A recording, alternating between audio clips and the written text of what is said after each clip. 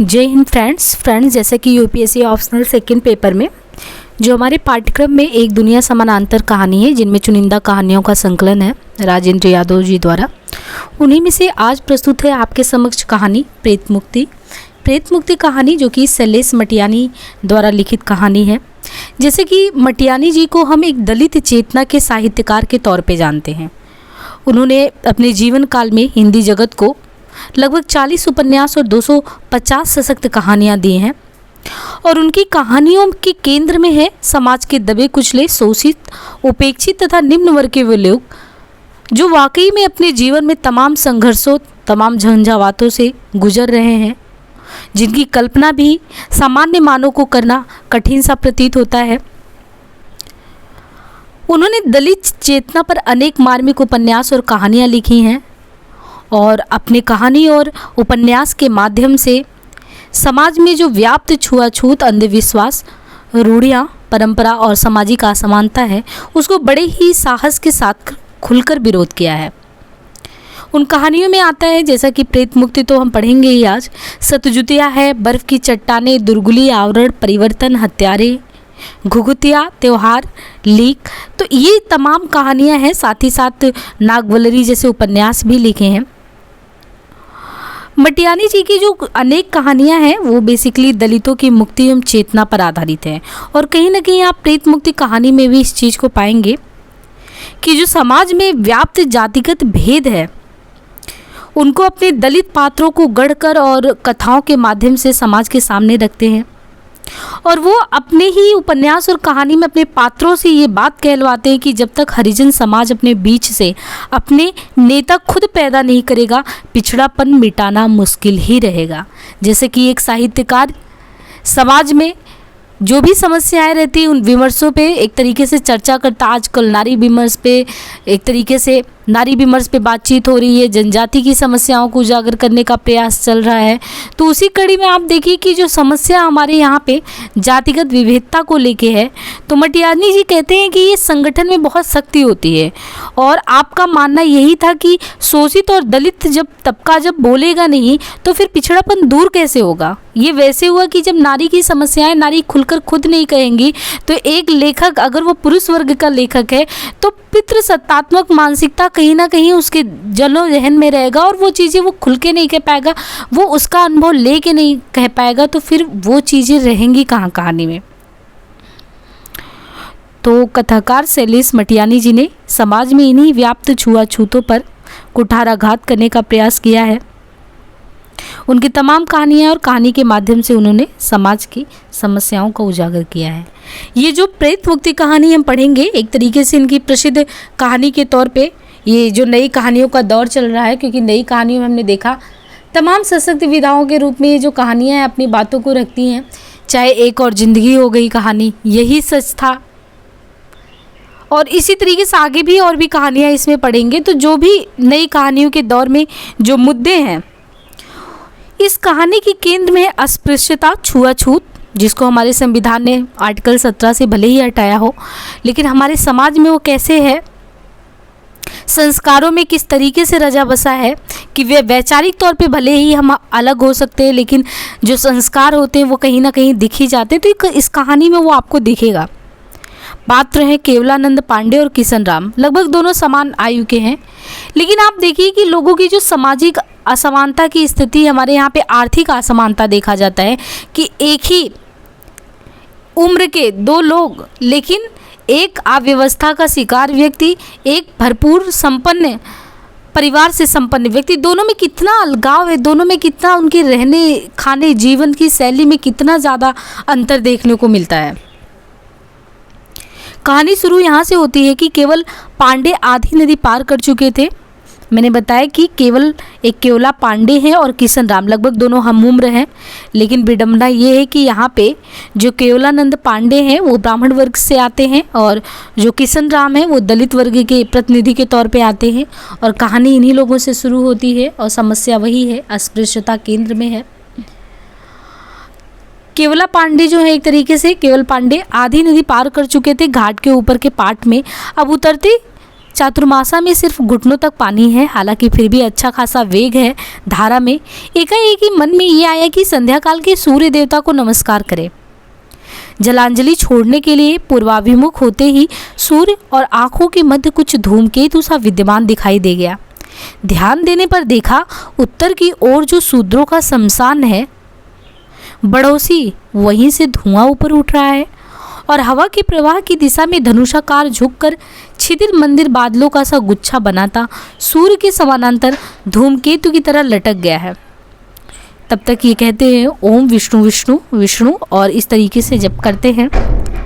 आगे ये होता है कि जो पांडे जी हैं उनके घुटने पानी के अंदर ही आपस में टकरा गए और अंजलि में भरा जल ढीली पड़ी उंगलियों में से रित कर नदी में ही विलीन हो गया। उनके अर्ध चेतन में कहीं से एक आशंका तेज सी उठी, बेचारा किशन राम ही तो नहीं मर गया। अब देखिए, मैंने ये बताया कि ये जो पांडे जी हैं और ये किशन राम है, दोनों हम उम्र हैं, लेकिन बस विडम्बना ये है कि जो किशन राम है वो दलित वर्ग के प्रतिनिधि के तौर पे हमारे समक्ष आते हैं और जो दौलत राम जी हैं, केवल पांडे जी हैं, केवला पांडे जी हों, वो पांडे वर्ग से आते हैं। तो उन्हें लगता है कि वो जो जिधर से ये धुआं उठ रहा है शमशान की तरफ से, तो इन्हें ये गलत फहमी हो जाती कि ये कहीं किशन राम का ही तो मृत्यु नहीं हो गया और उनका दाह संस्कार हो जिससे ये धुआं उठ रहा है ऊपर। तो उनको याद हो आता है कि किशन राम की स्मृति में होते ही अपने घुटने नदी के जल प्रवाह में प्रकंपित होते से मालूम पड़े। पुरोहित पंडित केवलानंद पांडे को लगा कि उनके और सूर्य के बीच में धूमकेतु नहीं बल्कि उनके हालिया किशन राम की आत्मा प्रेत की तरह लटकी हुई है। कुछ क्षण सुयाल नदी के जल से अधिक अपने में ही डूबे रह गए। किशन राम के मरे होने का अनुमान जाने कैसे अपना पूरा वितान घड़ता गया। गले में झूलता यज्ञोपवीत, माथे में चंदन तिलक और रक्त में घुला सा जातीय संस्कार। बार बार अनुभव हो रहा था कि ऊपर शमशान में अछूत के 100 की अस्थिमज्जा को बहा कर लाती सुयाल नदी का निषिद्ध जल उनके पांव से टकरा रहा है। हो सकता है ऊपर से अधजला मुर्दा ही नीचे को बहा दिया जाए और वही पांव से टकरा जाए। नदी की तेज प्रवाह में लकड़ी के स्लीपर की तरह घूमते और बहते जाते 100 उन्होंने कई बार देखे, विशेषकर बनारस में संस्कृत पढ़ने के दिनों में। हालांकि इधर से सुयाल पार करते ही गांव से लगा अरण्य प्रारंभ हो जाता है। अब सूर्यास्त के आसपास के समय ऊंचे ऊंचे चीड़ वृक्षों की छायाएं पूर्व की ओर प्रत्याशित हो रही थी। दूर ढलानों पर गाय बकरियों के झुंड चरते दिखाई पड़ रहे थे। कुछ देर यूं ही दूर तक देखते आखिर नदी पार करके अपने गाँव की ओर बढ़ने की जगह केवला पांडे तेजी से इससे पार कर लौट आए। उन्हें लगा आगे की ओर का पानी चीर सकने की क्षमता उनके घुटनों में रह नहीं गई है। धुआं देखने से पहले भी आधी नदी पार करते में ना जाने इतने आकस्मिक रूप से क्यों किशन राम की याद आई। मतलब वो हम उम्र थे, बातचीत होती थी, लेकिन वही है ना कि संस्कारों में भले ही वो चीज़ें दिख जाती हैं। भले वो हम उम्र थे, साथ में रहने की कोशिश करते थे, वायदे भी हुए थे, लेकिन एक सामाजिक जो दबाव होता है वो इनके साथ भी था। तो इनके साथ क्या हुआ था यहाँ पे ये देखिए कि इन लोगों के साथ आपस में जो ये पांडे जी थे, ये तो कई वर्षों पठन पाठन का काम किए, बहुत ही पढ़ाई लिखाई किए, लेकिन ये जो किशन राम जी थे ये पांडे जी के यहाँ कभी हलिया बन के काम किया, कभी लोहार, और शास्त्रों का उनको विशेष ज्ञान नहीं था, क्योंकि आप समझ सकते हैं कि दलित चेतना उस तरीके से नहीं थी। उनको एक तरीके से जो बुर्जुआ वर्ग है वो दबाता ही चला जाता था। तो जो किशन राम थे उनको जीवन में ये सदैव खौफ रहा कि कहीं वो मृत्यु को प्राप्त करें और उनको प्रेत योनि ना प्राप्त हो जाए, ये उनकी समस्या थी। और पांडे जी से उनका कभी वायदा भी हुआ था कि जब भी उनका मतलब मृत्यु हो तो शास्त्रीय विधि विधान से है ना उनका तर्पण कर दिया जाए। और यहाँ पे जब ये नदी में नहाने आए हैं और इनको ये गलत फहमी भी हो गई कि सामने से धुआं उठ रहा है, कहीं वो किशन राम ही नहीं है, और उसी को लेकर इनके दिमाग में उहापोह मच गया, क्या है कैसी है समस्या। तो उनको ये याद आया आकस्मिक कि क्यों किशन राम की याद आई कि उन्हें लगा था वो नदी के पाट को अपने पाँव से ठीक वैसे ही चीर रहे हैं जैसे किशन राम हल्की फाल से खेत को चीरते हैं। अब भी बिना किसी प्रत्यक्ष कारण के ही आखिर क्यों उनकी कल्पना के आकाश में आशंका का यह धूमकेतु एकाएक उभर आया कि जरूर किशन राम ही मर गया होगा। उन्हें पता नहीं है बात, लेकिन उन्हें लग रहा है कि जरूर ही किशन राम ही मर गया होगा और उसी का शव जलाया जा रहा होगा। हो सकता है चिता ना जल रही हो, नदी के किनारे मछली मारने वालों ने ही आग जला रखी हो। केवल पांडे का मन हुआ किनारे का जल हाथों में लेकर उसे देखें। उन्हें याद आया जब कभी हल जोतते जोतते बैल थाम कर किशन राम उनके समीप आ जाता, सुरती फाँकते उसके मैले चीकट कपड़ों से भी ठीक वैसी ही तीखी गंध फूटती मालूम पड़ती जैसे सुरती की गांठ तोड़ने में फैलती थी। कहीं ऐसा ना हो पानी से भी वैसी ही गंध फूट आए। अपनी अजीब अजीब सी कल्पनाओं पर केवल पांडे को हंसी आने को हुई, मगर आई नहीं। किशन राम को लेकर जो कमजोरी उनके मन में है वही पिछले कुछ समय से उन्हें लगातार दोचिता करती चली जा रही है। उसकी मृत्यु की आशंका से यो एकाएक जुड़ जाने के कारण ही मन उनकी स्वाभाविक स्थिति खो बैठी। उन्हें ऐसा प्रतीत हुआ वो नदी पार करने की जगह बिनसर पहाड़ की दिशा में यानी उत्तर की ओर किनारे किनारे चलने लगे। शमशान लगभग 1 फलांग दूर था। वहां से खुले मैदान की भुरभुरी मिट्टी में रेंगती गर्भवती नागिन जैसी नदी सुयाल भी अब उल्टी दिशा को लौटती अनुभव हो रही थी। सूरज की किरणों के पानी की सतह पर हवा से कांपने की स्थिति में नदी कैसे अपना प्रवाह पलटती सी मालूम पड़ती है। और तब किनारे किनारे कुछ फासला रखकर चलते रहिए तो चंद्रमा की तरह नदी भी अपने साथ साथ चलती दिखती है। ऐसे में हो सकता है इसी बीच किशन राम का शव अधजला ही बहा दिया गया हो तो वह भी उत्तर की ओर वापस लौटने लगे। कुछ दूर आगे बढ़ते ही सामने ही एक गहरा ताल दिखाई दिया तो लगा कहीं ऐसा ना हो शव यहाँ तक बह आया हो और मछलियाँ उसे नोच रही हों। ये सब उनके मन में ना द्वंद्व चल रहा है, प्रश्न चल रहा है कि ऐसा हुआ, उन्हें पता नहीं है ये बात। एक बार गहराई तक उस ताल में झांक कर केवल पांडे और भी तेजी से चलने लगे ताकि आशंका का समाधान हो जाए तो मन को विभ्रांति से मुक्ति मिले। धोती की कांच को उन्होंने कंधे पर डाल लिया ताकि नीचे झुककर ताल में झांकने में उनको सुविधा हो। सुयाल कभी देखी हो किसी ने तो वह जानता है कि कार्तिक के प्रारंभ में जबकि बाढ़ की ऋतु व्यतीत हो चुकी है तो इसका जल कितना पारदर्शी हुआ रहता है, लेकिन चूंकि अभी चतुर्मास को बीते कुछ अधिक समय नहीं बीता होता है इसलिए आसानी से इसके प्रवाह में पांव टिक नहीं सकते। और देखी कि जैसे पहाड़ की कई औरतें चांदी के रुपयों की माला पहने रहती हैं, कुछ दूर तक डोरी फिर पहला रुपया, इसके बाद कुछ दूर तक डोरी और फिर चांदी का दूसरा रुपया, लगभग वैसा ही अंतराल सुयाल नदी में है। उद्गम से कुछ दूरी तक नदी की सी आकृति, फिर पहला ताल, इसके बाद फिर कुछ दूर तक वही प्रकृति के गले में की डोरी और फिर दूसरा ताल, और यही सिलसिला जब तक कि कोसी में समाहित ना हो जाए तो चलता ही रह रहा है। केवल पांडे की जजमानी का भी कुछ ऐसा सिलसिला है कि कहाँ जाए कि लगभग जहाँ तक सुयाल जाती, सुयाल नदी किनारे की ऊंची शिला पर से ताल में झांकने लगे तो असेला और पपड़ुआ मछली का ताल के तल में विचरण करना और छोटी छोटी चिल्लों का पानी के भीतर से कंकड़ों की तरह पुटकों के करके सतह से भी एक आध बलिष्ठ ऊपर उछलकर फिर पानी में ही गिरते हुए वृत्त पर वृत्त बनाना देखते ही वो रह गए। उन्हें ये भी याद आया कि जब व्रत बंद ना हुआ था कभी कभी ताल में किशन राम के साथ मछलियाँ मारते अन्य शूद्र हम उम्रों के साथ स्वयं भी कूद पड़ते थे। घर में कोई मछली खाता नहीं था, लेकिन मैड़ लगी मछलियों को पकड़ने में जो आनंद आता था, रामबाड़ के पत्ते कूट कर पानी में डाल दिए गए हैं, मेड़ बंधे पानी में साबुन का सा झाग उतर आया है और अर्ध मूर्छित सी मछलियां सतह पर चक्कर काट रही हैं, हथेलियां फैलाने पर ही पकड़ में आ जाती हैं। केवलानंद पांडे और किशन राम की उम्र में विशेष फर्क नहीं है, शायद 2-3 वर्ष बड़ा हो किशन राम, मगर केवल पांडे की तुलना में बहुत जल्दी ही वो बूढ़ा दिखने लग गया। यानी वही है कि जीवन शैली का प्रभाव जो है वो स्वाभाविक रूप से उम्र पे दिखाई देने लगता है। उम्र में तो वो हो सकता है उनकी उम्र में ज़्यादा अंतराल नहीं है, लेकिन इनकी जो जीवन शैली है पांडे जी की और किशन राम की, तो देखिए दोनों लोगों में एक आर्थिक असमानता की खाई काफ़ी ज़्यादा है और उनको मूलभूत सुविधाएं जो है पांडे जी को सभी कुछ मिला है लेकिन किशन राम को नहीं मिला है वो सारी चीज़ें। तो वो चीज़ें उनके एक तरीके से शारीरिक जो सुसंगठित संरचना होनी चाहिए तो वो बहुत ही जल्दी मतलब वृद्धावस्था के रूप में दिखाई देने लगते हैं। देखिए यहाँ पे 65वां वर्ष पार करते हुए भी पांडे जी के गौर प्रशस्त ललाट में का तिलक रेखाओं में नहीं डूबता है, मगर किशन राम की कमर झुक गई है। बचपन से ही किशन राम को देखा एक ही अरण्य में के वृक्षों के साथ साथ आकाश की ओर बढ़ने की तरह। किशन राम के पिता की 3 पत्नियां थी और बहुत बड़ा परिवार। खाने पीने का पूरा पड़ता नहीं था। दूसरों के यहाँ मेहनत मजदूरी का अनवरत सिलसिला दिन रात कंधों पर लदा रहता। पांडे जी को याद नहीं पड़ता कभी उन्होंने किशनराम में किशोरावस्था की चंचलता या जवानी के उद्दाम आवेग को उसके चेहरे या उसकी आंखों से फूटता हुआ देखा हो। जब भी देखा हल या हथौड़े हंसिए की मूठ थामे काम में जुटा हुआ देखा। किशोरावस्था गाँव में गुजार कर मिडिल पास करके केवल पांडे पहले मामा के यहाँ नैनीताल और फिर वहाँ से अपनी वागदत्ता के पिता के पास बनारस पढ़ने चले गए। नैनीताल से हाई स्कूल, बनारस से शास्त्री करके फिर घर लौट आए। छोटे भाई सभी पढ़ रहे थे और पिताजी अत्यंत वृद्ध हो चुके थे।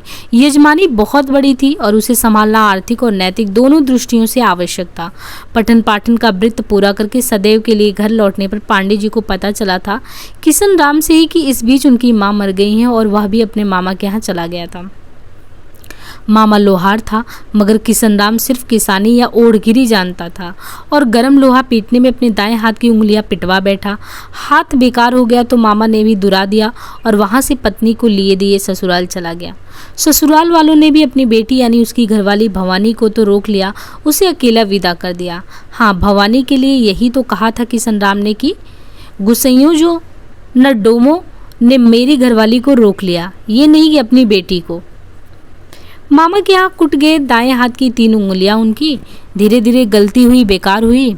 मतलब वो जो किशनराम की उंगलियां थी वो गल भी गई, बेकार भी हो गई थी। शेष 2 सोंटा से और बाएं हाथ से हल्की मूठ पकड़कर बैलों को ऊंची हाँक लगाते किशनराम की आवाज़ पांडे जी ने गांव की सीमा में पहुंचते ही सुनी थी।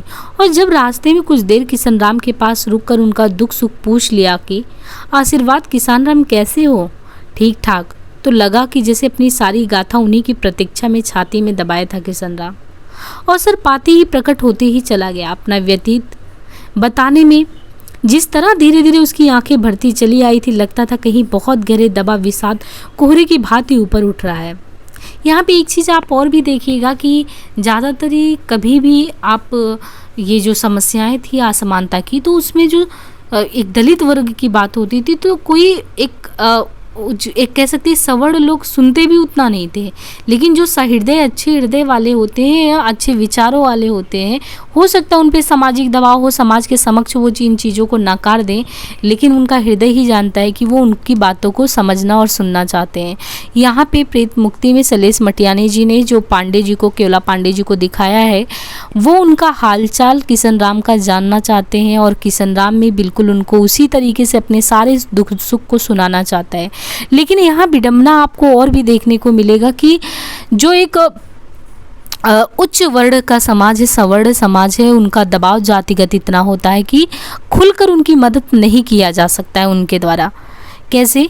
देखिए, वो खुल के अपनी बात किशनराम इनके सामने रख रहे हैं कि उनकी आंखों की, वो जब कह रहे हैं उनकी आंखों से अश्रु भी बह रहे हैं और कहीं ना कहीं एक तरीके से सारे दुख जो हैं वो अपना उनके सामने उड़ेल देना चाहते हैं। तो आंखें भरती चली आई थी, लगता था कहीं बहुत गहरे दबा विषाद कोहरे की भांति ऊपर उठ रहा है। उनकी आंखों की आग थी या जैसे कि बांध बांध कर ऊपर की ओर उठाए हुए पानी की सतह। किशनराम को रोते देखने का यह पहला अवसर था, अन्यथा उसकी खुश्क आंखों में तो सदैव एक दीन मुस्कुराहट ही देखी थी उन्होंने।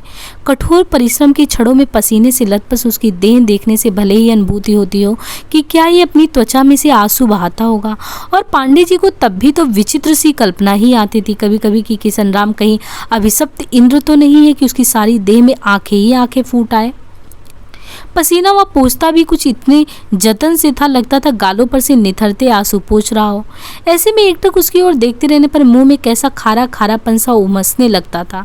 लेकिन तब तक यह सुरती की गांठ तोड़ने में पहले वाली जैसी तीखी गंध उसमें से फूट कर नहीं आती थी। बनारस से लौट आने के बाद केवल पांडे ने देखा था कि उम्र में बड़ा होने पर भी किशनराम उनके गोरे, बलिष्ठ और खुले हुए शरीर की तुलना में ऐसा लगता था जैसे इतने वर्षों के बीच प्रकृति ने उसे लोहे को गर्म करके परिस्थितियों की चोटों से पीट पीट कर अपने अनुकूल बना लिया है। खेत जोतते, पेड़ काटकर गिंडे बनाते या हल जोते, पत्थर तोड़ते में वह जैसे अपनी संपूर्ण ऐन्द्रिकता में प्रकृति में समा जाता था। पांडे जी को बार बार वह अनोखा दृश्य याद आता है जब 14 वर्ष की उम्र में ही शादी हो जाने के बाद किशनराम दुर्गुन के लिए अपनी पत्नी को उसके मायके ले जा रहा था और वो मिडिल स्कूल से लौट रहे थे। छोटी सी ठिगनी सांवली लड़की गाढ़े हरे रंग का घाघरा और गुलाबी रंग का पिछौड़ा पहने बड़ी इत्मीनान से बीड़ी पीते उसके पीछे पीछे चली आ रही थी। किशन राम ने महाराज कहकर जमीन में मत्था टेकते हुए पांडे जी को प्रणाम किया था तो उसने जल्दी में बीड़ी को अपनी हथेली में ही घिस लिया था और फिर हंस पड़ी थी। पांडे जी को भी हंसी आ गई थी। किशन राम भी हंस पड़ा। गुसाई, हमारी कौम में तो सारे कर्मकांड बचपन में ही सीख लेती हैं छोरियां। और आखिर शर्माते शर्माते पूछने लगा था कि शास्त्रों के अनुसार किस उम्र तक आपस में खुलकर बातचीत करना निषिद्ध है। शास्त्र का उच्चारण करने में किशन राम का कंठ तब भी कुछ थरथरा गया था। पांडे जी बचपन से ही तीव्र बुद्धि के थे, समझ गए कि इन्हीं सयानों की बात को गांठ बांधे हुए हैं। भोले निश्चल स्वभाव के किशन राम के प्रति उन्हें शुरू से ही आत्मीयता सी थी और एक झलक किशन राम की घरवाली की उन्होंने भी देख लिया था। एक हम उम्र की सी जिज्ञासा में धीमे से कहा था, अरे यार किशन राम, अभी तो खुद मैंने ही कोई ऐसा शास्त्र नहीं पढ़ा है। पिताजी संस्कृत पढ़ने काशी भेजने वाले हैं। 10-12 वर्ष बाद बटुक शास्त्री बनने के बाद लौटने पर तुझे जरूर बताऊंगा इस मामले में शास्त्रों में क्या लिखा है। और तब कैसे हंस पड़े थे वे एक दोनों एक साथ, जैसे कि अरड़ में के फूलों। किशन राम की घरवाली के सिर पर निंगाले की डलिया थी। पीले पछौड़े के छोर से ढकी हुई दुर्गुन गौने की परियां रही होगी और उसमें भी आलू के घुटने या गडेरी का साग। कई वर्षों के बाद एक बार छुट्टियों में घर लौटे थे। कुछ दिनों को तो किशन राम से पूछा था उन्होंने कि किशन कोई संतान हुई या नहीं हुई, और किशन राम के उत्तर से उन्हें लगा था जैसे वह उसी दिन की प्रतीक्षा में और अभी, जबकि पांडे जी उसे शास्त्रों में लिखा उत्तर बताएंगे। काशी से शास्त्री करके लौट आने के बाद भी उनका मन वही प्रश्न पूछने का हो रहा था कि किशन राम की दुखांत गाथा से मन भर आया और उन्होंने अनुभव किया इस बार किशन राम की घरवाली ने अधजली बीड़ी को अपनी हथेली में घिस लेने की जगह किशन राम के कलेजे के साथ घिस कर बुझा दिया है। और किशन राम के प्रति उनकी संवेदनशीलता कल्पना पर उनकी घरवाली कहीं अदृश्य मान तौर पर उपस्थित सी खिलखिला रही है। बचपन बीतते न बीते ही शादी हो गई थी किशन राम की और पूरी तरह सयाना होने तक में ही संबंध टूट भी गया। उन दिनों किशन राम अकेला ही रहता था। अनेकों के मना करने के बावजूद पांडे जी के पिताजी ने किशन राम को ही अपना हलिया रख लिया था। हलिया रख लेने के बाद खुद उन्होंने तथा पांडे जी की माँ ने किशन राम से कहा था, किशन राम पहले तो विश्राम लेने को डाल पर आकर बैठी हुई जैसे भुर्र उड़ गई, अब तू क्यों उसके लिए जोग धारण कर रहा है? अरे तू ब्याह कर लेता तो हमारी खेती भी कुछ और ज़्यादा संभलती। बिना जोड़ी का बैल तक नहीं खिलता रे, तू तो हलिया है, नहीं करता दूसरा ब्याह तो पहली को ही लौटा ला। किशन राम भली भांति जानता था एक तो बिन घरवाली का हलिया वैसे ही पूरा रम नहीं कर पाता, गुसाइयों के खेत में उसका तो दायां हाथ भी पूरा नहीं लगता, लेकिन भवानी शेष जीवन में उसके पुनरागमन की संभावना अब सिर्फ कल्पना में ही हो सकती थी। तब आखिर क्या हुआ उसके साथ? तब आखिर उसने एक दिन हाथ जोड़कर अपनी अनुपयोगिता को स्वीकार कर लिया था और अपने सौतेले बौराड़ जीव में अभागा तो हाथ से झड़ी लोभ ही नहीं लौटा पाया। कलेजे से झड़ चुकी कैसे लौटाऊं? और उन दिनों गांव भर में ये बात फैल गई थी कि सयानी औरत का मन भी कैसा कोमल होता है, माँ का जैसा। खुद कुसुमावती बहुरानी ने ही अपने हाथों से किशन राम के आंसू पोंछ दिए।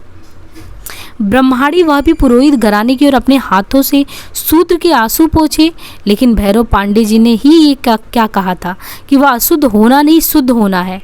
केवल पांडे के पूछने पर कुसुमावती की आंखें फिर गीली हो आई थी। बोली थी, दुख सभी का एक जैसा ही होता है, केवल मैंने आंसू पोंछे तो मेरे पाँव के पास की मिट्टी उठाकर कपाल से लगाते हुए बोला था किशन राम, बौराड़ अज्जू पारस मणि ने लोहे का तसला छू दिया है, मेरे जन्म जन्म के पापों का तारण हो गया है। सूत्र में जन्मा है मगर बड़ा मोह बड़ा वैराग्य किसनिया में है। भवानी ने तो अपना नाम गारद कर दिया इस भोला भंडारी को उजाड़ कर। वो चली गई। पांडे जी अनुभव करते रहे थे कि कहीं भवानी के प्रति किशन राम में अति मोह था और इसलिए ही है इतना विराग उसके अंदर। उन दिनों हफ्ते हफ्ते किशन राम अपने कपड़े भी धो लेता था, भोजन भी नित्य समय पर कर लेता था। खेतों में काम होता था तो पांडे जी के घर से ही रोटियां जाती थी और विनम्रता पूर्वक किशन राम केवल पांडे की बहू से कह देता था, बौराड़ अज्जू रोटियां मुझे टाइम से ही दे देना। एक दिन खेत जोतने से निपट कर किशन राम सुयाल के किनारे कपड़े धो रहा था। लंगोटी पहनकर शेष कपड़े सूखने डाल रखे थे कि यजमानी से लौटते पांडे जी आए उनकी नदी पार करते समय जल्दी जल्दी पानी से अलग हट गया था कि उसके पाँव का छुआ जल उन्हें ना लगे। पांडे जी ने यजमानी से मिली मिठाई में से कुछ मिठाई उसे दे दी और कहा था, किशन, अच्छा नहीं किया भवानी ने, नहीं तो तुझे अपने हाथों से खाना पकाने और कपड़े धोने से मुक्ति मिलती। और मैं तो 7 मछलियाँ पकड़ते थे, अब तू यूं ही नदी छोड़ के अलग क्यों होने लगा? इतनी दूर तक छूत मैं नहीं मानता रे। देखिए यहाँ पे ये जो सलीस मटियानी जी ने पांडे जी को दिखाया है, तो वो उन्होंने कहा कि मैं इतनी दूर तक छूत नहीं मानता, यानी जो मैं मानता हूँ वो एक तरीके से सामाजिक दबाव के तले मानता हूँ। और आप देखिए पांडे जी की भी यहाँ भी जो लेडी हैं वो भी नहीं मानती हैं इतना ज़्यादा छुआछूत को। तो एक तरीके से प्रगतिशीलता को दिखाता है उनकी चेतन के अग्रणी। क्योंकि आप देखिए जो सदगति कहानी है प्रेमचंद जी की, वहाँ पे आप देखेंगे तो जो ब्राह्मण वर्ग में जो उनकी पति पत्नी थी वो दोनों ही बिल्कुल बहुत ही ज़्यादा छुआछूत को मानते थे एक तरीके से, पर यहाँ पे ऐसा नहीं है। तो यहाँ पे एक तरीके से प्रगतिशील चेतना के परिचायक के रूप में ये सब हमारे सामने आते हैं। किशन राम के हाथ जुड़ाए थे और ओठों पर हल्की सी हंसी। महाराज, जिस दिन बड़ी बौराड़ज्जू की सोने की सी छड़ी जैसी उंगलियों का स्पर्श पा लिया मेरी आंखों ने, उस दिन से कलेजे की जलन से कुछ मुक्ति मिल गई। इतना ही बहुत है, नहीं तो कहाँ अपवित्र कहाँ पवित्र। यूं ही वर्ष बीतते गए। केवला के पिता हैं तो वो भैरव पांडे जाते रहे, फिर कुसुमावती बहू भी। धीरे धीरे किशन राम की कमर भी झुकने लगी, मगर हल उसने नहीं छोड़ा। जब तक खुद वह हल नहीं छोड़े तब तक हलिया ना बदला जाए। केवल पांडे निर्णय कर चुके थे, जरूरत पड़ने पर रोजाना मजदूरी देकर खेत जुतवा दिए जाते, मगर किशन राम को कोई नहीं टोकता था। केवल पांडे जी की पत्नी थी चंद्रा बहुरानी भी अपनी सास की सहानुभूति उसके प्रति रखती थी, यानी जैसे उनकी सास की सहानुभूति होती थी किशन राम के प्रति, वही चीज़ वो भी रखती थी। कभी कभी किशन राम कृतज्ञ भाव में कह देता था कि बड़ी बहुरानी जी की तो देह गई, आत्मा तो छोटी बहुरानी में समा गई है। और ऐसा कहने के बाद बहुधा वो पांडे जी से आत्मा परमात्मा के संबंध में तरह तरह के प्रश्न पूछने लगता था। महाराज, शास्त्रों में तो आत्मा परमात्मा के मंत्र लिखे हुए रहते हैं ना, आपके चरणों का सेवक ठहरा, 2-4 मंत्र मेरे अपवित्र कानों में भी पड़ जाए तो मेरी आत्मा का मैल भी छट जाए। क्या करूँ गुसाई, घास खाने वाले पशु बैल नहीं हुए, अनाज खाने वाले पशु किशन राम ही हो गया। आपका जन्म जन्मांतर का सेवक हुआ मैं गुसाई जो, 2-4 मंत्र ऐसे मार दीजिए इस शरणागत किशन राम के फूटे कपाल में भी कि से आगे क्या इसे सिर्फ उसकी आंखों में ही पढ़ा जा सके तो पढ़ा जा सके। तुरंत बात बदलता पूछने लगा था कि महाराज, मरने के बाद आत्मा कहीं परलोक को चली जाती है या इसी लोक में भटकती रह जाती है? 84 लाख योनियों में एक योनि प्रेतात्मा योनि भी होती है। और यह जानने के बाद से किशन राम और भी अधिक जिज्ञासु हो गया था कि आत्मा की इच्छा ना होने पर भी क्या देह मात्र की इच्छा से प्रेत योनि मिल सकती है? जब यजमानी में नहीं जाना होता था तो पांडे जी खेतों में चले जाते थे। उन्हें इस बात का बोध भी था कि जब चंद्रा बहुरानी खेत में होती हैं तो किशन राम एकदम दत्तचित होकर काम करता रहता है, मगर जब पांडे जी खुद होते हैं तो बार बार सुरती फाँकने के बहाने उनसे तरह तरह की बातें पूछने लगते हैं। पांडे जी किशन राम के प्रति कठोर नहीं हो पाते थे, जैसी बहकी बहकी बातें वह उन दिनों करने लगे थे। यह भाषित होता दिखता कि किशन राम निरंतर अंतर्मुखी होता जा रहा है। आंखें उसकी इतनी धंस गई थी कि अंदर के मरने के बाद तालाब में डूबी हुई मछली जैसी कोई चीज़ उसमें चमकती लगती थी, और पांडे जी को लगने लगा था कि वह उसकी मृत्यु का पूर्वाभास है। क्या औरत संतानहीन लोगों की इस लोक से मुक्ति नहीं हो पाती है? यानी औरत नहीं थे, संतान नहीं था, तो कहा कि औरत संतानहीन लोग जो होते हैं उनको इस लोक से मुक्ति नहीं हो पाती। और वे रात भर मसाले हाथ में थामे अपने लिए पत्नी और संतति खोजते कायाहीन प्रेत रूप में भटकते रहते हैं टोले बनकर। ऐसा कभी पांडे जी ने ही उसे बताया था। साथ ही ये भी बताया था कि जो उच्च जाति के लोग हैं जो प्रेत योनि में ज़्यादा नहीं जाते हैं, औरत संतति से वंचित रहने पर भी उनका कारण ये है कि उनका सदगति शास्त्रोक्त पद्धति से ही हो जाता है। ये सब कुछ जानने के बाद से किशन राम निरंतर उनसे सदगति के बारे में तरह तरह के प्रश्न पूछने लगा था। अभी मतलब उसको ये द्वंद्व उसके दिमाग में आ गया कि मेरी तो पत्नी भी नहीं है, बच्चे भी नहीं है और मैं उच्च वर्ण का भी नहीं हूँ, तो मुझे मेरा क्या है, आत्मा यहीं पे प्रेत योनि के रूप में भटकता रहेगा, तो फिर मैं उससे छुटकारा कैसे पाऊँ? इसलिए जब भी उसको समय मिलता था वो जो है पांडे जी से ये चीज़ पूछने लगता था। तो उसने कहा, अभी कुछ ही दिन पहले उसने फिर पूछा था कि खुद प्रेत योनि में भटका जाए या कि जिस पर तृष्णा रह गई हो उस पर प्रेत रूप में छाया चली जाए, तो इससे मुक्ति का उपाय क्या है? कई बार के पूछने पर किशन राम कुछ खुला था, महाराज आप तो मेरे इष्ट देवता सरीखे हैं, आपसे क्या छुपाना। इधर शरीर बहुत कमजोर हो चला है, समय से खा नहीं पाता हूँ, वात पित्त बढ़ गया है, ठीक से आंख भी नहीं लग पाती और नहाने कपड़े धोने की शक्ति अब नहीं रही गोसाई जी। और जब जब भूख से पेट जलता है, जब जब खांसी और चढ़क से देह टूटने को हो आती है और इधर उधर झांकने पर सिर्फ अपनी ही दुर्गंध, अपनी ही प्रेत जैसी छाया घेरने लगती है, तो पापी चित्त बस में नहीं रहता गोसाई जी। जिस जवानी के दिनों में कभी गाली, जिसे उन्होंने कहा कि जिसे जवानी के दिनों में कभी गाली नहीं दी, उसे मरते समय न जाने कैसी भयंकर और पलीत गालियां बकने लग जाता हूँ। आत्मा फांसी के फंदे पर लटकी हुई सी धिक्कारती रहती है। अब मसान घाट की तरफ जाते समय अपनी घरवाली को रांड पत्थर मत कह रे कसाई, मगर ये तो ढूंढ अंगुलियां चरस भर बीड़ी जैसी सुलगती मेरी कपाल को दागती रहती है कि अरे पात्रा, तूने जो मेरा कलेजा ही नहीं निकाल लिया होता तो आज इस वृद्धावस्था में तू नहीं, कोई और तो होती। गोसाई जो कहीं मैं प्रेत बन गया तो। किशन राम भवानी को तो भूला नहीं है रे, जैसी दगा वो, मतलब भवानी जो उनकी पत्नी थी, तो वही कहें कि किशन राम भवानी को तू भूला नहीं है रे, जैसी दगा वो कर गई तेरे साथ, किसी और के साथ करती तो वह थू थू थूकता और दूसरी ले आता, मगर तेरा मुंह तो घटा नहीं। विसात चाहे जितना बड़ा हो, तेरी गालियाँ पिशाच को नहीं, दुखी मनुष्य को है। गुसाई जो डाल पात टूटा वृक्ष तो फिर से पंगुर जाता है, मगर जड़ से उखड़ा क्या करे। तो ये उनसे बोलता है, किशन राम अपना तर्क रखता है उनके सामने कि जब तक हाथ पांव चलते रहे, टाइम से पेट की आंख बुझाना, टाइम से मैले कपड़े धोना, इसलिए करता रहा कि नहीं कर पाऊंगा। भवानी के लिए गाली निकलेगी मुंह से। महाराज आप तो उसे पुरपुतली की तरह मेरे आगे पीछे उड़ाता हुआ खुद ही देखा था। उसको गंवा देने के बाद कोई दूसरी सयानी औरत ले आता तो लगता आगे पीछे झपट्टे मार रही है। महाराज आप भी कह रहे होंगे कि इस किसनुआ डोम की मति वृद्धावस्था में चौपट हो गई है, मगर मैंने उस पुरपुतली को कभी इतनी दूर कहीं उड़ाना चाहा। गोसाई जी, पांडे जी को लगा था इसकी धसी हुई सी आंखों में जो तालाब में की मछली जैसी चमकती, वह खुद तबका किशन राम ही अपनी भावुकता में डूबा पड़ा है। जब वह बीड़ी का जलता ठूंठ हथेली में घिस लेने वाली किशोरी भवानी को साथ लेकर काम पर निकलता हुआ शास्त्रों की व्यवस्था पूछता फिरता था कि महाराज शास्त्रों में घरवाली के संबंध को जन्म जन्मांतर का संबंध माना गया या नहीं। अभी कुछ ही दिन पहले उसने कहा था, महाराज आजकल जो तड़प रहा हूँ तो इसलिए कि म्लेच्छ योनिका पहले ही ठहरा, ऊपर से संसारी कुटिल चित्त की हाय हाय। गरुड़ पुराण सुनने का तो पहले ही हम नहीं ठहरा, फिर सुनाए भी कौन। कभी कभी जंगल में आंखें बंद करके लेट जाता हूँ गोसाई जो, कि कोई आकाश में उड़ता गरुड़ पक्षी ही मुझे मुर्दा समझकर मेरे माथे पर बैठकर टिटकारी छोड़ जाए। महाराज आपने तारड़ तरड़ की उतनी चिंता नहीं है, इसी ध्यान से डरता हूँ कि कहीं प्रेत योनि में गया तो उसे न लग जाऊं। हमारी सौतेली महतारी में हमारे बाप का प्रेत आने लगा है।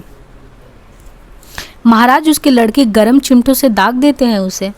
वह 90 साल की बुढ़िया रोती बिलबिलाती है, कहीं भवानी के लड़के भी उसे ऐसे ही ना दागे, जिसे जीते जी अपना सारा हक हुक्म होते हुए भी कठोर वचन तक नहीं कह सका कि जाने दे रे किशन राम, पुतली जैसी उड़ती छोरी है, जहाँ उसकी मर्जी आए वहीं बैठने दे। उसे ही मरने के बाद दागते कैसे देख सकूंगा। अच्छा तो ये आपस में दोनों लोग बातचीत कर रहे हैं। अच्छा गोसाई जी, अगर कोई आदमी जीते जी अपनी आंखें निकालकर किसी गरुड़ पक्षी को दान कर दे तो वह प्रेत योनि में भी अंधा ही रहता है या नहीं। तो इतने मन में इसके प्रश्न आते हैं किशन राम के कि वो प्रेत योनि में ना जाए इसके लिए क्या क्या कर सकता है, और वो लगातार पांडे जी से यही पूछता है। पांडे जी अनुभव कर रहे थे जो किशन राम मृत्यु की ओर बढ़ रहा है, तो भवानी एक रंग बिरंगी तितली की तरह उसके अंदर ही अंदर उड़ती हुई उसे एक ऐसी विभ्रम की ओर ले जा रही है जहां मन के बाउंड्रो के प्रतिरोध की क्षमता ना देह में रह जाए ना बुद्धि में। वे डरने लगा था कि कभी अपनी अंध भावुकता में वो किशन राम सचमुच ना आंखें निकाल बैठे। उसकी धसी हुई आंखों में झांकने पर उनको लगता किशन राम ने मछली पकड़ने के जाल को ऊपर से मूठ बांधकर नीचे की ओर गहराइयों में फैला दिया, और बार बार उसकी अतृप्त कामनाएं उस जाल में फंसकर छटपटाती हैं। बार बार वह अपने ही या मायाजाल अंदर की ओर समेटने की कोशिश करता है, और तब उसकी आंखों में आसपास की झुर्रियाँ ऐसे आपस में सिमट जाती हैं कि लगता है कि जाल की बंधी हुई मूठ एकदम कस दी गई है और डोरियों में भीगा पानी निचोड़ रहा है। ऐसी आंखों को अपनी ही देह पर सहना कितना कठिन होता होगा जिन्हें दूसरे तक ना सह सके। उसे निरे अशिक्षित और अबोध किशन राम की आंखों की गहराई में जो चमक दिखाई देती है, पानी के तल में मरी मछली की सी चमक, उसे देखते में पांडे जी को यक्ष युधिष्ठिर प्रसंग याद आ जाता है।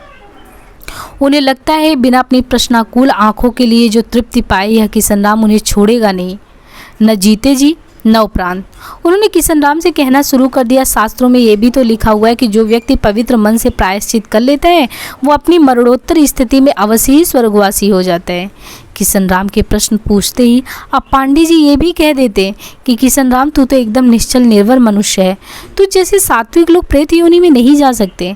मगर इससे किशन राम के प्रश्न ही घटे थे, उसकी बेचैनी, उसका दुख नहीं। पहले अपनी जिस बेचैनी को वह प्रश्नों में बांट देता था, अब वह जैसे चट्टान में से बूंद बूंद रिश्ते जल की तरह उसके अस्तित्व में इकट्ठा होती जा रही थी। और पांडे जी को लगता था किशन राम की यह बेचैनी यदि नहीं घटी तो उसकी मुक्ति सचमुच कठिन हो जाएगी। उसे यदि नदी में बहा भी दिया गया तो अपनी ही अर्थी के बांस के सहारे टिके हुए 100 जैसी उसकी विक्षुब्ध आत्मा सतह पर उतरकर ऊर्ध्वमुखी हो आएगी।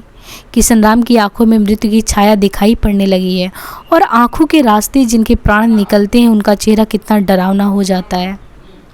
सुयाल के किनारे चलते चलते अतीत के प्रवाह में होते पांडे जी को ऐसा लग रहा था कोई उनकी पीठ पर लदी उस पोटली को नीचे धरती की ओर खींच रहा है जिसमें यजमानी से मिली हुई सामग्री है। दूर के गांव में एक वृद्ध यजमान की मृत्यु हो गई थी और तिरही का पीपल छुआ कर पांडे जी वहीं से वापस लौट रहे थे। पोटली में अनेक अन्य वस्तुओं के साथ जौ तिल भी थे और एक जोड़ी बर्तन भी। बाकी बर्तन तो गति क्रिया के दिनों ले चुके थे। आज सिर्फ एक लोटा, एक कटोरा, एक चम्मच और एक थाली ही था। किशन राम के मरने पर हो सकता है उसके सौतेले भाई उसके थोड़े से जो बर्तन थे उन्हें भी समेट ले गए हों और संभव अपनी हीन नियत के कारण मेरे किशन राम के नाम पर कोई बर्तन न लगाए। पांडे जी को याद आया चंद्रा बहुरानी जो पानी का लोटा खेत में ले जाती थी, उसे किशन राम छूता नहीं था। बहुरानी लोटे से पानी छोड़ती थी और वह दाईं हथेली ओठों से लगाकर गटगागट पी लेता था। तब भी कैसी जन्म जन्मांतर की सी मालूम देती थी उसकी प्यास। पानी में गटकनी या आवाज़ कैसे साफ सुनाई पड़ती थी, गले की घुंडी कैसे लय में डूबती होती थी। सोचते सोचते पांडे जी को लगा जैसे किशन राम पीछे पीछे चलता हुआ उनकी पीठ पर बंधे लोटे को अपने ओठों की ओर झुका रहा है। पांडे जी के पांव एकदम भारी भारी हुआ है। उन्हें याद आया यजमान के मरने से पहले यूं ही तसल्ली देने को एक दिन उन्होंने किशन राम को ये आश्वासन दे दिया था कि उसके मरने पर वे खुद उसका तर्पण कर देंगे और तब किशन राम कुछ आश्वस्त हो गया था। महाराज, आपके हाथ की तिलांजलि से तो मुझ अभागे के समस्त पाप का तारण हो जाएगा, मगर कहीं ऐसा तो नहीं गोसाई जी कि उल्टे आप जैसे पवित्र ब्राह्मण देवता से तर्पण कराने का कोई दंड भुगतना पड़े मुझे। पांडे जी भी जानते थे किशन राम का तर्पण उनके लिए शास्त्र विरुद्ध और निषिद्ध है, मगर उसे आश्वस्त करने का एकमात्र उपाय ही यही रह गया था। उन्होंने कह दिया जाति तो मिट्टी की होती है। उन्होंने उनको समझाते हुए किशन राम को ये बोला, पांडे जी कि जाति तो सिर्फ मिट्टी की होती है किशन राम, मिट्टी छूट जाने के बाद सिर्फ आत्मा रह जाती है और आत्मा तो अछूत होती नहीं। मगर इस समय इन सारे तर्कों में जाने का अवसर है कहाँ। चित्त इस दुविधा में हो गया कि कहीं किशन राम मर गया हो तो क्या वो अपना वचन पूरा कर सकेंगे। मन ही मन केवल पांडे को अब आभास हुआ कि प्रार्थना करते जा रहे हैं और चाहे जो मरा हो किशन राम ना मरा हो। गांव में उन दिनों सिर्फ 2 ही के मरने की आशंका ज़्यादा थी, एक किशन राम और दूसरा उसकी सौतेली माँ का। केवल पांडे एक क्षण को तो संकोच में हुए कि यह किशन राम की सौतेली माँ के प्रति पूर्वाग्रह करना तो ना होगा कि किशन राम की जगह उनका मर जाना अच्छा मालूम पड़े। फिर इस मनोभाव में हो गए कि 90 से ऊपर हो गई हैं तो विदा होना ही है, आज नहीं तो कल। भारी कदमों से चलते चलते शमशान तक आ पहुँचे तो वहाँ सिर्फ अंतिम रूप से बुझती चिता शेष रह गई थी। मुर्दा फूकने वाले जा चुके थे, शमशान सूना पड़ा था। नदी के बहने की आवाज़ के साथ सन्नाटा भी बोलता मालूम पड़ता था, जैसे कि किसी के जा चुके होने का वृत्तांत सुनाता हो। पांडे बाहरी आचार संस्कार में शूद्रों को जितना अछूत समझते थे, भावना में उतना नहीं। देखिए यहाँ पे एक चीज़ समझिए, पांडे जी जो बाहरी आचार संस्कार में यानी जो उनके शास्त्र विधि विधान में है, जितना उसमें उन संस्कारों में शूद्रों को जितना वो अछूत समझते थे, उनकी भावनाएं बिल्कुल भी उस तरीके से नहीं थी। यानी भावना जो उनकी सहृदयता थी वो सदैव किशन राम के साथ थी, वो क्या उनके परिवार की भी थी। पिता और माँ से भी उन्होंने संवेदना और उदारता ही पाई थी, मगर परंपरागत जो सामाजिक व्यवस्था है उसमें जितना उन्हें बाहरी आचार व्यवहार को जीना पड़ता था उतना अपने भावना जगत का अवसर नहीं था। इस एकांत में भी अपने मंतव्य पर जाते हुए उन्हें एक सिहरन सी जरूर महसूस हुई। किशन राम के संबंध में जिज्ञासा बढ़ती गई थी कि मगर दूर से पूछ लेने में से जो सुविधा समझी थी अब वह भी नहीं रही थी। जानना चाहते थे कि किशन राम ही था या उसकी सौतेली माँ थी या आकस्मिक रूप से बड़ा कोई और, मगर दूर से देखने पर चिता में शव भी जलता दिखाई नहीं दे रहा था। संभव है पूर्णदाह कर दिया गया हो, यह भी संभव है कि जला शव बहा दिया गया हो, लेकिन पूछे तो पूछे किसे, नदी से कि अरण्य से। जिज्ञासा के तेज प्रवाह में पांडे थोड़ा आगे बढ़ गए। अजीब मन स्थिति उनकी हो गई। यह आशंका पाँव को पीछे लौटा लेना चाहती थी कि कहीं दूर खेतों में काम करता है शोर आता हुआ कोई व्यक्ति शमशान टटोलते देखेगा उन्हें तो न जाने क्या समझ बैठे कि एक अछूत के सौदाह के बाद तो वहाँ आखिर खोज क्या कर रहे हैं। मगर जिज्ञासा जिसे भ्रमित चित्त की चारों ओर घुमा देती, कहीं कोई ऐसा अवशेष यानी किशन राम की सौतेली माँ का घाघरा पिछौरा ही दिख जाए जिसे आभास हो कि कोई औरत ही मरी है और शंका टले। तभी एकाएक कोई कपड़ा उनके पांव से लग गया और पांडे चौंक कर पीछे हट गए। देखा किशन राम किसी काली दोकलिया टोपी जिसे चंद्रा बहुरानी से रोटियां लेते में वह लोहे की तसली की तरह आगे फैला देता था। नहीं, इस टोपी को पहचानने में चूक नहीं हो सकती। इसमें और किशन राम के सिर में कोई अंतर नहीं। इस टोपी को किशन राम के सिर के बिना जरूर देख रहे हैं, लेकिन किशन राम का सिर तो इस टोपी के बिना कभी देखा नहीं। किशन राम ओम विष्णु रहा। केवल पांडे को लगा तसले की तरह फैली हुई इस टोपी के पास ही किशन राम का प्रेत भी उपस्थित है और याचना भरी आंखों से उन्हें घूर रहा है। महाराज, हे राम! दुख और विषाद में पांडे जी की आंखें गीली हो गई। अब तक मैं अंधेरे में कि सांप की तरह डोलती आशंका के प्रमाण सिद्ध हो जाने से पांव अपने आप एकदम हल्के हो गए, जिसे घटना का घटित हो चुकना सारे भ्रमों से निर्भ्रांत कर गया। केवल पांडे थोड़ा पीछे लौटकर फिर आगे निकल आए। गांव की ओर जाने वाली सड़क पकड़ने के लिए थोड़ी दूर और सुयाल के किनारे किनारे ही चलना था, मगर शमशान भूमि से जरा ऊपर पहुंचते ही फिर पाँव भारी पड़ने लगा किशन राम पीछे छूट गया और टोपी फैलाए हुए आखिर क्या मांगना चाहता रहा होगा किशन राम अपने अंतिम क्षणों में? सिर्फ यही तो उसकी प्रेत मुक्ति हो जाए। शायद मरते समय किसी से कह भी गया हो कि पांडे जी को इस बात का याद दिला दिया जाए कि किशन राम का तर्पण करने का आश्वासन उन्होंने दे रखा था। उन्हें याद है कि अंतिम कुछ दिनों अपनी मुक्ति की जो आश्वस्ति किशन राम की आंखों में आ गई थी वह कुछ सामान्य नहीं थी।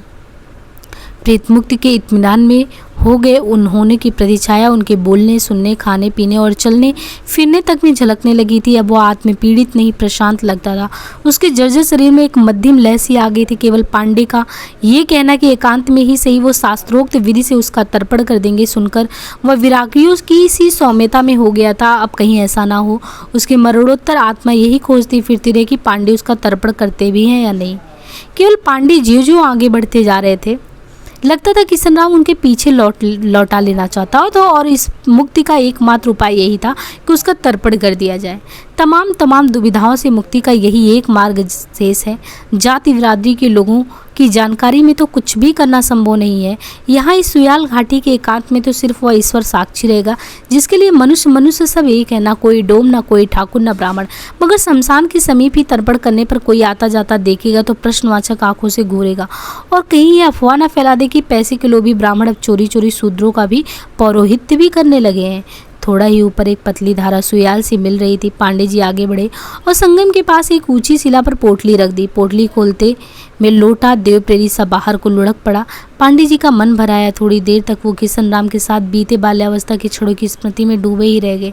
आखिर धीरे से जल भरकर उन्होंने नदी किनारे की मिट्टी में बेदी जैसे बनाकर लोटा रख दिया। जिंदगी भर तो यजमानों की हथेली से दान ही ग्रहण किया है, आज थोड़ा सा दान अपने सेवक के नाम पर स्वयं भी क्यों न कर ले। चिंतना में उदार होते होते पांडे ये भूल गए कि एक शूद्र का वो तर्पण कर रहे हैं। थाली, गिलास और कटोरा भी उन्होंने निकाल लिया। थाली में जो जौ तिल डाल दिए, थोड़े से कुछ भी बीन जाए। सारी सामग्री ठीक कर लेने के बाद पहली तिलांजलि देने के लिए किशन राम प्रेतार्थ कहते कहते उनका मन हुआ आया। पीछे लौटकर शमशान के पास पड़ी किशन राम की टोपी उठा जाए और उसी में जौ तिल छोड़ दे। विष्णु विष्णु। किशन राम का तर्पण करके गांव के एकदम समीप पहुंच गए तो एकाएक ही केवल पांडे को याद आया कि कल ही उन्हें अपने पिता ही का श्राद्ध भी तो करना है। पहले दिन एक सूत्र का तर्पण करने के बाद फिर अपने धर्मप्राण और शास्त्र जीवी पिता का श्राद्ध। पांडे जी ने अपने हाथों की ओर देखा, लगा अशुद्ध हो गए। उद्विग्न होकर अपने मुंह पर उंगलियां फिराई तो वातावरण में सुरती तोड़ने की जैसी तीखी गंध व्याप्त होती हुई अनुभव हुई। पांडे सोच रहे थे ये चोरी चोरी शूद्र का तर्पण करने के लिए बाद बिना घर वालों से कहे सुने उन्हें पिताजी का श्राद्ध कदापि नहीं करना चाहिए। स्वर्गस्थ पितर के प्रति यह छल अनिष्टकर ही होगा। जानते थे अछूते के प्रति तमाम उदारता के बावजूद जातीय संस्कार की जो निष्ठा थी और कट्टरता उनके पिता में प्रभुत्व थी, जो शास्त्र सम्मत है और मानवीय भी है। उनका ऐसा मत था कि उन्हें भी ये चीज़ निर्वहन करना चाहिए। जिसने जीवन भर शास्त्र विरुद्ध कोई काम नहीं किया, उसी का श्राद्ध अशुद्ध हाथों से आखिर वो करे तो कैसे करे। गांव समीप आता गया, मगर केवल पांडे बहुत थक गए थे। उन्हें भय लग रहा था कि शुद्ध मन से श्राद्ध करने के लिए उन्हें सत्य बोलना ही पड़ेगा, फिर चाहे घर वालों और बिरादरी में कैसी ही अप्रिय प्रक्रिया क्यों ना उनको देखने को मिले। उन्हें लगा किशन राम के प्रेम मुक्ति तो हो गई होगी, लेकिन अब पश्चाताप का प्रेत उनसे चिपट गया है। किशन राम की याद आने पर माथे का पसीना पोंछते हुए उन्होंने पुनः शमशान की दिशा की ओर आंखें उठाई। उन्हें लगा अस्ताचलगामी सूर्य और उनके बीच में इस समय उनका अपना ही प्रेत लटका हुआ है, और इसी असन्नता में वो कुछ देर वहीं पगडंडी के किनारे की शिला पर बैठे ही रह गए। सौतेली माँ को फूंक फूंक कर घर को दूसरे रास्ते से वापस लौटते किशन राम ने केवल पांडे को ध्यान में डूबा हुआ सा उदास सड़क के किनारे बैठे पाया, तो परम श्रद्धा भाव से महाराज कहते हुए दंडवत में झुके। जैसे कहीं अंतरिक्ष में से आती सी पुकार को सुनकर केवल पांडे ने चौंक कर सामने की ओर दृष्टि की, तो किशन राम का नंगा सिर दिखाई दिया हो। बीच सिर में जहाँ पर बाल नहीं रह गए थे, पसीने की बूंद थी और वे केवल चकित से देखते रह गए। किशन राम दोनों हाथ दंडवत में जोड़े जमीन पर यथावत झुका ही था। जीता रहो कहने को हाथ ऊपर उठाते हुए केवल पांडे को लगा जैसे आसमान में लटके किसी प्रेत के बंधन से अपने आप को मुक्त कर रहे हों। और यहाँ पे ये शैलेश मटियानी जी की प्रेत मुक्ति की समाप्ति होती है। इस तरीके से ये देखिए कि प्रेत मुक्ति कहानी में कहीं ना कहीं आप देखिए कि समाज के विचार, समाज में जो वैचारिक तौर पे देखें तो बदलाव आ रहा था, लेकिन जो जातीय संस्कार जो था वही उसी के मैल को छुड़ाना बहुत ही कठिन था। और वाकई में ये सदगति कहानी से बहुत ही भिन्न कहानी है, और समाज में ऐसी कहानियों को ले जाने से सहृदयता अगर जागृत होती है तो ये कहीं ना कहीं सामाजिक जागरण का काम है। और हमारे समाज में अगर वाकई में ऐसी समस्याएं, ऐसी विसंगतियों से मुक्ति प्राप्त हो तो इससे बड़ी बात क्या होगी। तो नई कहानियों के दौर में नए समझ के साथ हमें जो चीज़ें बताई जा रही हैं वो कहीं ना कहीं देखिए पात्रों को गढ़ के इस सामाजिक क्रांति का काम करने की कोशिश की गई है।